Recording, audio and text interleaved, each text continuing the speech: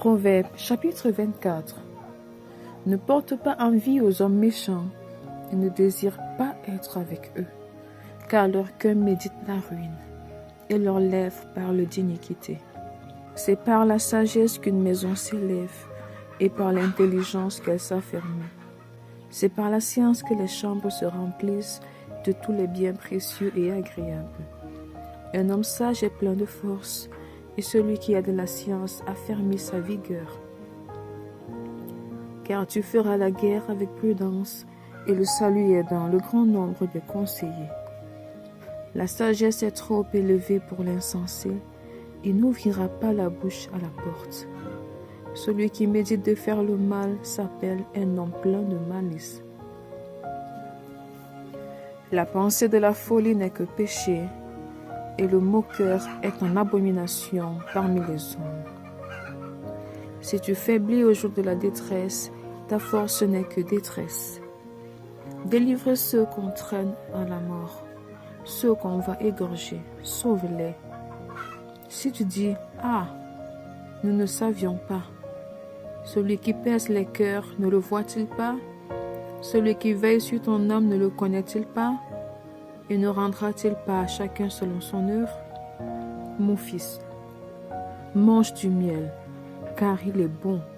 Un rayon de miel sera doux à ton palais. De même, connais la sagesse par ton âme. Si tu la trouves, il est ton avenir, et ton espérance ne sera pas anéantie.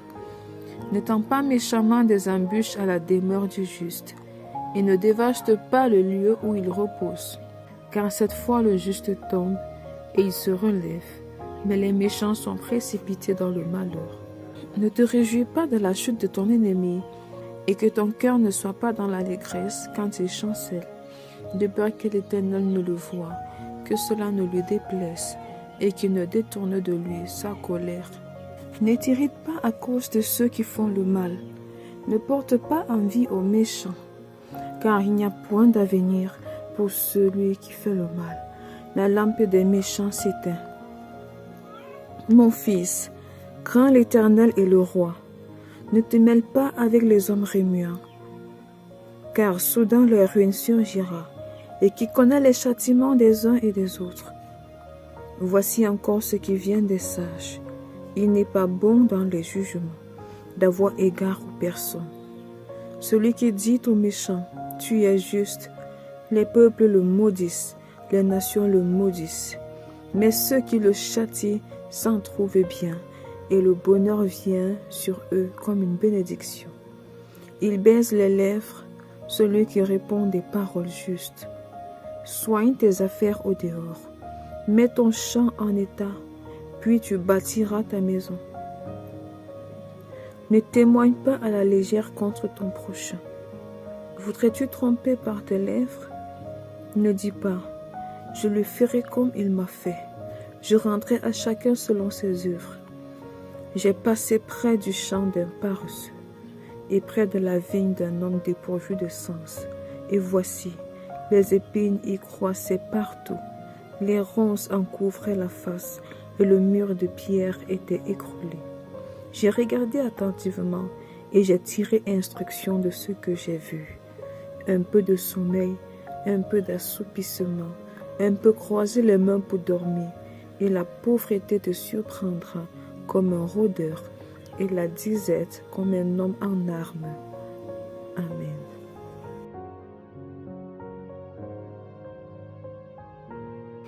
Évangile de Jésus-Christ selon Jean, chapitre 4. Le Seigneur sut que les pharisiens avaient appris qu'il faisait et baptisait plus de disciples que Jean.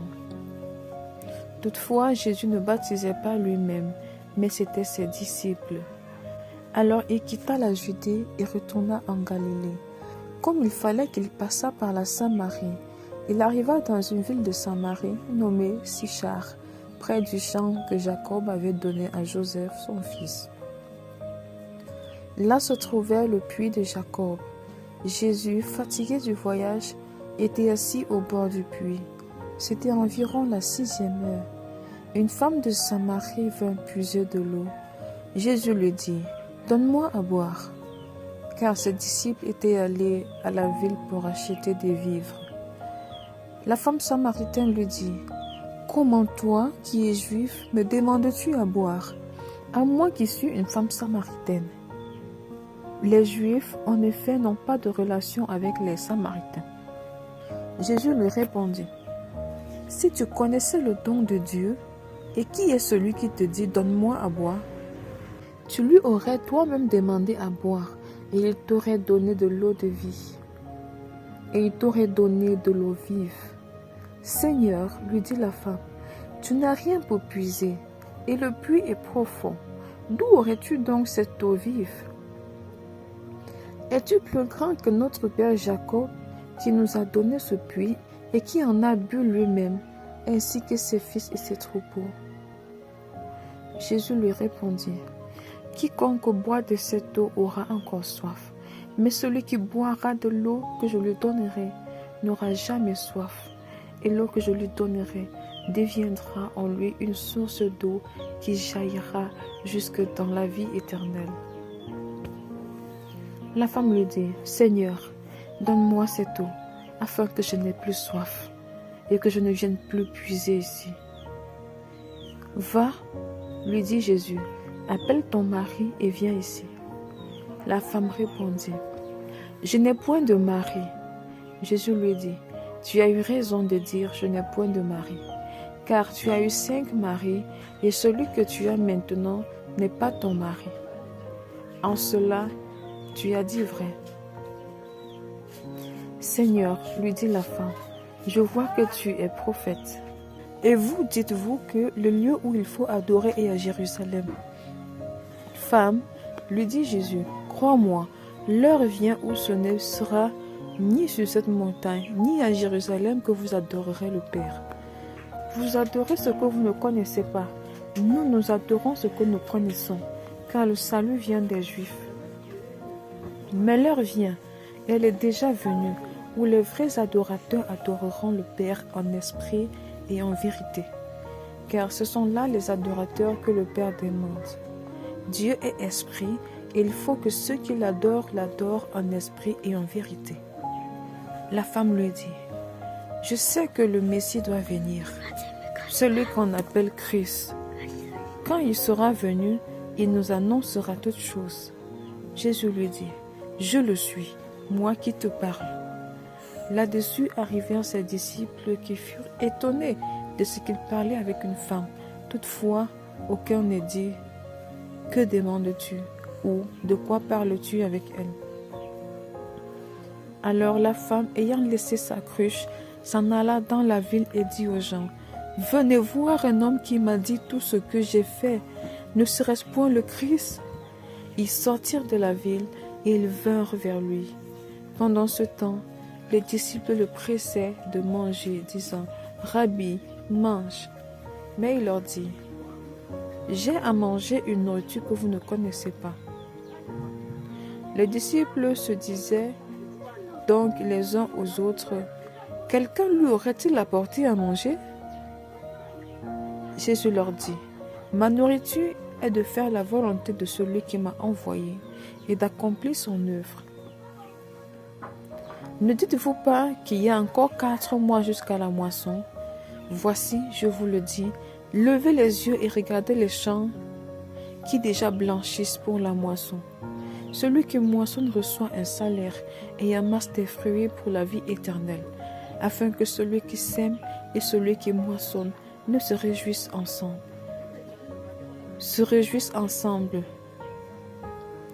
Car en ceci, ce qu'on dit est vrai. Autre est celui qui sème et autre celui qui moissonne. Je vous ai envoyé moissonner ce que vous n'avez pas travaillé. D'autres ont travaillé et vous êtes entrés dans leur travail. Plusieurs Samaritains de cette ville crurent en Jésus à cause de cette déclaration formelle de la femme. Il m'a dit tout ce que j'ai fait. Ainsi, quand les Samaritains vinrent le trouver, ils le prièrent de rester auprès d'eux, et il resta là 2 jours.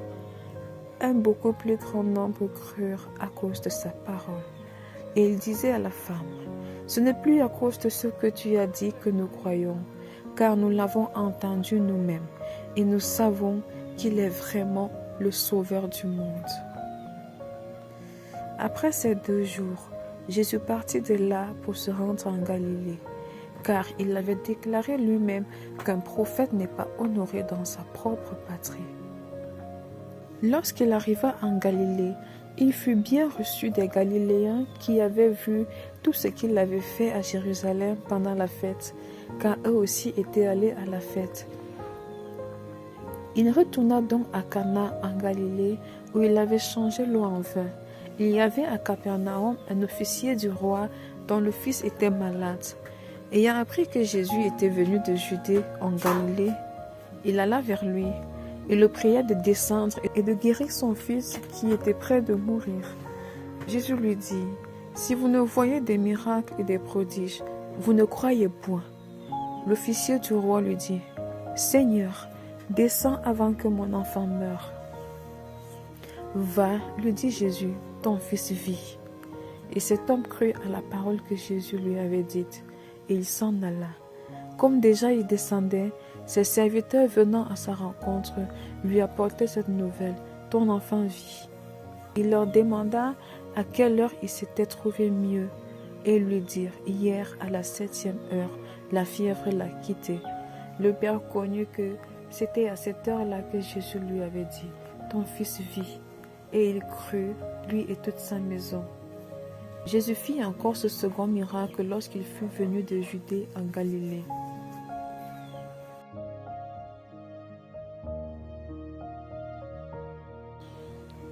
Jean, chapitre 5.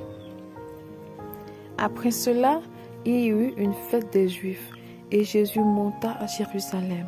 Or, à Jérusalem, près de la porte des brebis, il y a une piscine qui s'appelle en hébreu Bethesda et qui a 5 portiques.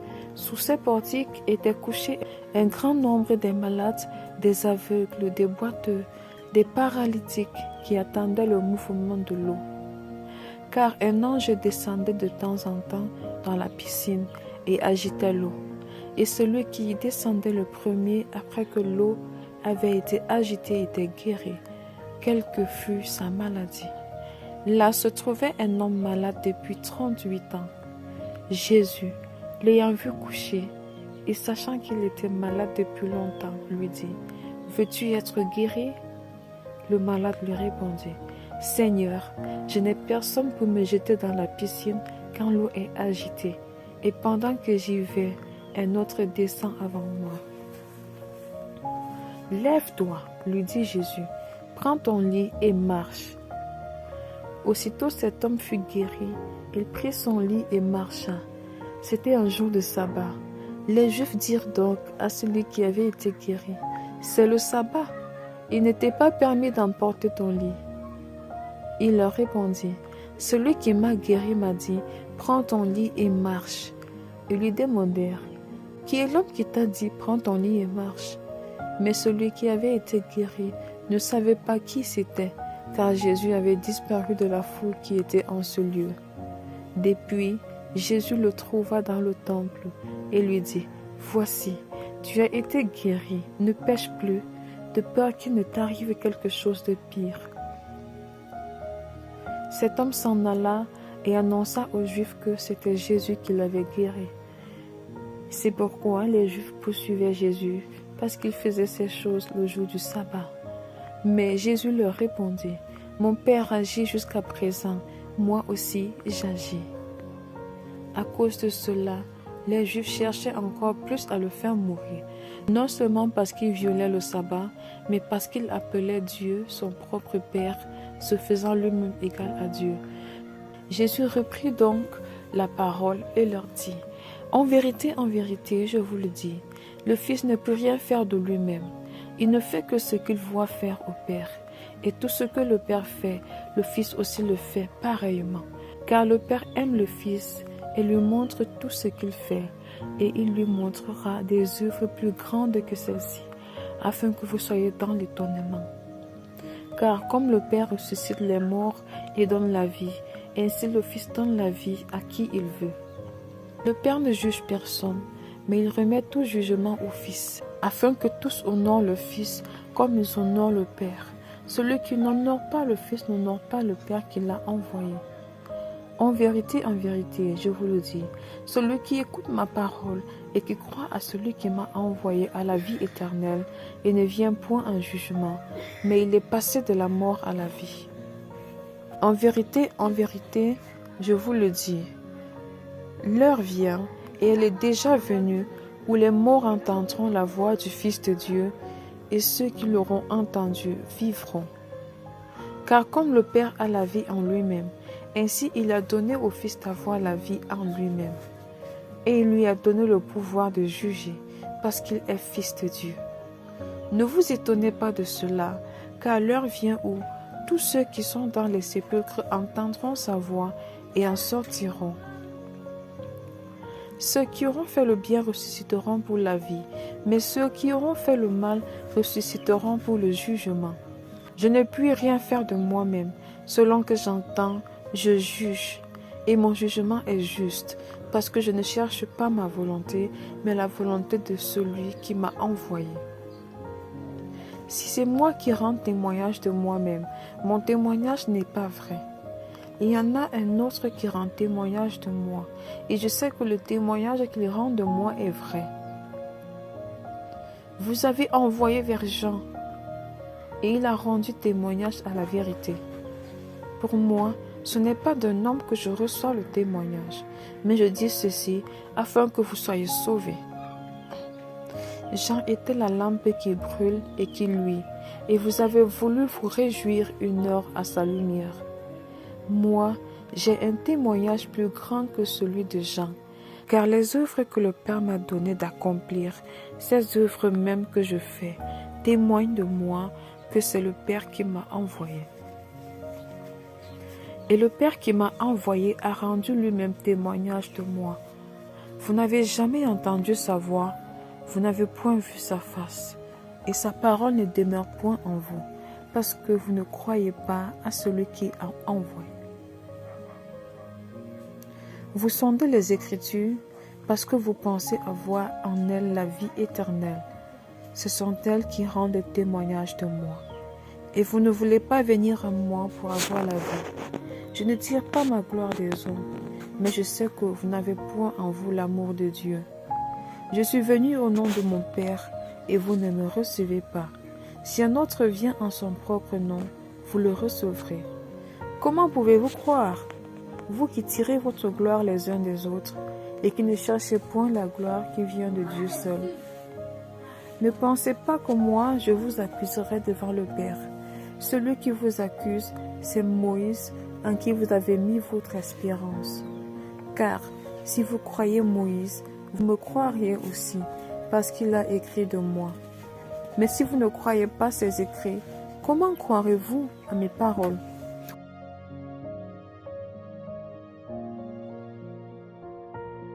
Jean chapitre 6.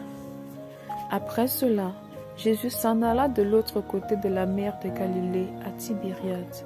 Une grande foule le suivait, parce qu'elle voyait les miracles qu'il opérait sur les malades. Jésus monta sur la montagne et là il s'assit avec ses disciples. Or, la Pâque était proche, la fête des Juifs. Ayant levé les yeux et voyant qu'une grande foule venait à lui, Jésus dit à Philippe: où achèterons-nous des pains pour que ces gens aient à manger? Il disait cela pour l'éprouver, car il savait ce qu'il allait faire. Philippe lui répondit: les pains qu'on aurait pour 200 deniers ne suffiraient pas pour que chacun en reçût un peu. Un de ses disciples, André, frère de Simon-Pierre, lui dit: il y a ici un jeune garçon qui a 5 pains d'orge et 2 poissons. Mais qu'est-ce que cela pour tant de gens? Jésus dit: faites-les asseoir. Et il y avait dans ce lieu beaucoup d'herbes. Ils s'assirent donc au nombre d'environ 5000 hommes. Jésus prit les pains, rendit grâce et les distribua à ceux qui étaient assis.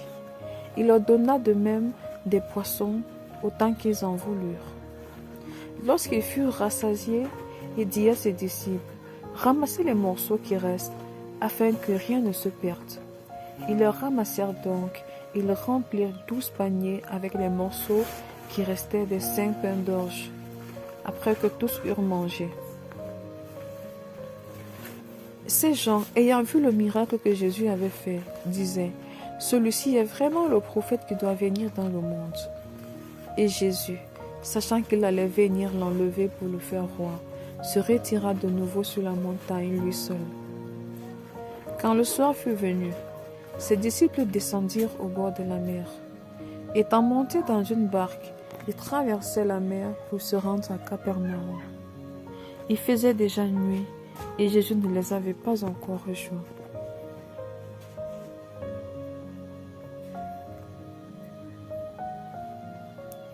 Il soufflait un grand vent et la mer était agitée.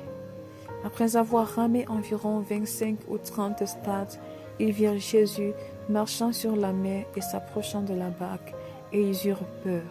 Mais Jésus leur dit, « C'est moi, n'ayez pas peur. » Ils voulaient donc le prendre dans la barque, et aussitôt la barque aborda au lieu où ils allaient.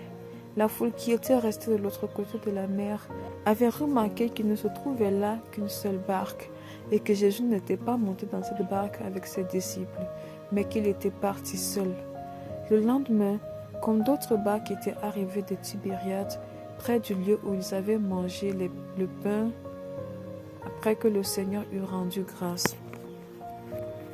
Les gens de la foule, ayant vu que ni Jésus ni ses disciples n'étaient là, montèrent eux-mêmes dans ces barques et allèrent à Capernaum à la recherche de Jésus. Et l'ayant trouvé au-delà de la mer, ils lui dirent, « Rabbi, quand es-tu venu ici ?» Jésus leur répondit, « En vérité, je vous le dis, vous me cherchez, non parce que vous avez vu des miracles, mais parce que vous avez mangé des pains et que vous avez été rassasiés. Travaillez, non pour la nourriture qui guérit, mais pour celle qui subsiste pour la vie éternelle, et que le Fils de l'homme vous donnera, car c'est lui que le Père, que Dieu a marqué de son sceau. » Ils lui dirent, « Que devons-nous faire pour faire les œuvres de Dieu ?» Jésus leur répondit, « L'œuvre de Dieu, c'est que vous croyez en celui qui l'a envoyé. » « Quel miracle fais-tu donc, lui dirent-ils, afin que nous le voyions et que nous croyions en toi? Que fais-tu? Nos pères ont mangé la manne dans le désert, selon ce qui est écrit. Il leur donna le pain du ciel à manger. » Jésus leur dit, « En vérité, je vous le dis, Moïse ne vous a pas donné le pain du ciel, mais mon Père vous a donné le vrai pain du ciel. Car le pain de Dieu, c'est celui qui descend du ciel et qui donne la vie au monde. » Ils lui dirent, « Seigneur, donne-nous toujours ce pain. » Jésus leur dit, « Je suis le pain de vie. Celui qui vient à moi n'aura jamais faim, et celui qui croit en moi n'aura jamais soif. Mais je vous l'ai dit, vous m'avez vu, et vous ne croyez point. Tous ceux que le Père me donne viendront à moi, et je ne mettrai pas dehors celui qui vient à moi. Car je suis descendu du ciel pour faire non ma volonté, mais la volonté de celui qui m'a envoyé. Or, la volonté de celui qui m'a envoyé, c'est que je ne perde rien de tout ce qu'il m'a donné, mais que je le ressuscite au dernier jour. La volonté de mon Père, c'est que quiconque voit le Fils et croit en lui ait la vie éternelle, et je le ressusciterai au dernier jour. » Les juges murmuraient à son sujet, parce qu'il avait dit, « Je suis le pain qui est descendu du ciel. » Et ils disaient, « N'est-ce pas là Jésus, le fils de Joseph, celui dont nous connaissons le père et la mère? Comment donc il dit, je suis descendu du ciel? » Jésus leur répondit, « Ne murmurez pas entre vous. Nul ne peut venir à moi si le Père qui m'a envoyé ne l'attire, et je le ressusciterai au dernier jour. Il est écrit dans les prophètes, ils seront tous enseignés de Dieu. Ainsi, quiconque a entendu le Père et a reçu son enseignement vient à moi. c'est que nul n'a vu le Père, sinon celui qui vient de Dieu. Celui-là a vu le Père. En vérité, je vous le dis, celui qui croit en moi a la vie éternelle. Je suis le pain de vie. Vos pères ont mangé la manne dans le désert, et ils sont morts. C'est ici le pain qui descend du ciel, afin que celui qui a mangé ne meure point. Je suis le pain vivant qui est descendu du ciel.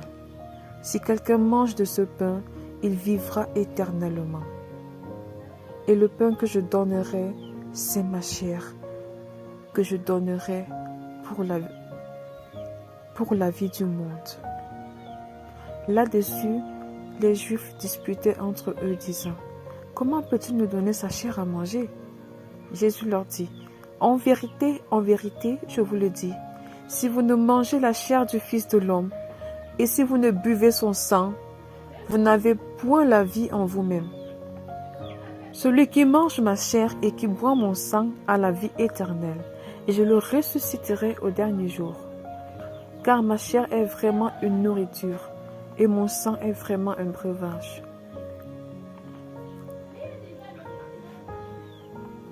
Celui qui mange ma chair et qui boit mon sang demeure en moi, et je demeure en lui. Comme le Père qui est vivant m'a envoyé.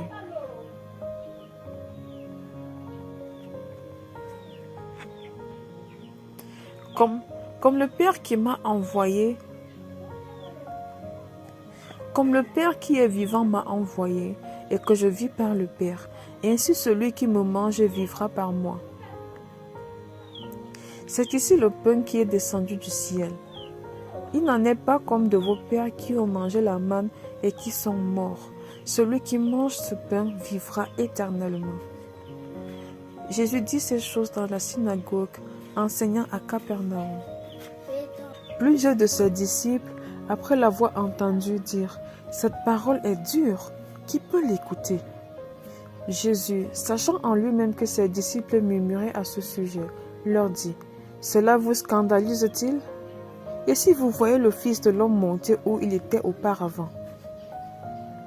C'est l'esprit qui vivifie. La chair ne sert de rien. Les paroles que je vous ai dites sont esprit et vie. Mais il en est parmi vous quelques-uns qui ne croient point. Car Jésus avait dès le commencement, car Jésus savait dès le commencement qui étaient ceux qui le croyaient, qui ne croyaient point, et qui était celui qui le livrerait.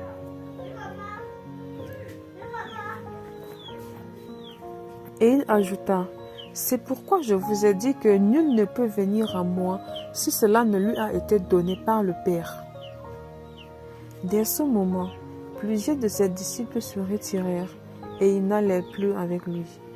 Jésus donc dit aux 12, « Et vous, ne voulez pas aussi vous en aller ?» Simon-Pierre lui dit, « Seigneur, à qui irions-nous? Tu as les paroles de la vie. Et nous avons cru et nous avons connu que tu es le Christ, le Saint de Dieu. » Jésus leur répondit, « N'est-ce pas moi qui vous ai choisi, vous les 12, et l'un de vous est un démon? » Il parlait de Judas Iscario, fils de Simon, car c'était lui qui devait le livrer, lui, l'un des 12.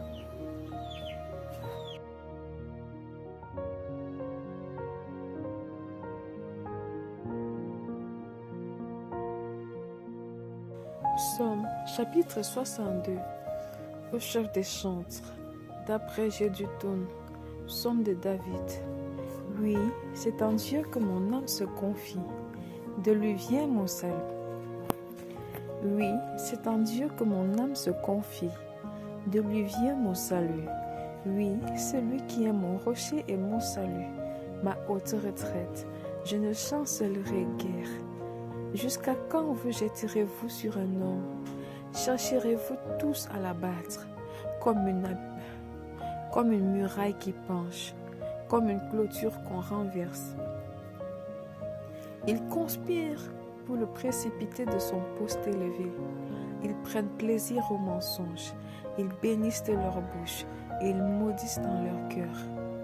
Oui, moi Confie-toi en Dieu, car de lui vient mon espérance.